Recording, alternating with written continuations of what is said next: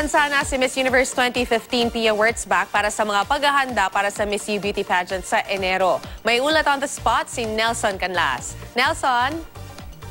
Luan, dumating na sa bansa si Miss Universe 2015 Pia Alonso Wurtzbach kanina bago mag-alas 12 ng tanghali. Bahagyang na-delay ang kanyang flight galing New York City.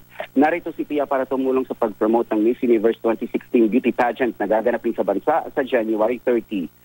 Sinalubong si Pia ng ilang kaibigan tulad ng kanyang mentor na si Jonas Gafford at ang designer ng winning evening gown ni Pia sa Miss Universe 2015 na si Albert Andrada. Ayon kay Pia, masyado para maaga para ilatag ang detalye kung paano niya ipopromote ang Pilipinas at ang kompetisyon. Pinaplano na raw nila kung ano-ano ang kanilang gagawin. Tutulong kay Pia ang kumpanya ng kanyang mentor na Aces and Queens, pati na ang maraming magagaling na Pinoy designers. Bukas paparating na ang unang batch ng 11 kandidata para tumulong sa pag-promote ng pageant. Narito ang maikling pahayag ni Pia.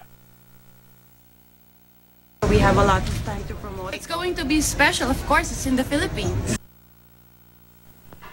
At yan muna ang ating update na gaganapin na Miss Universe pageant dito sa bansa. Balik sa inyo, Luan. Maraming salamat, Nelson Canlas.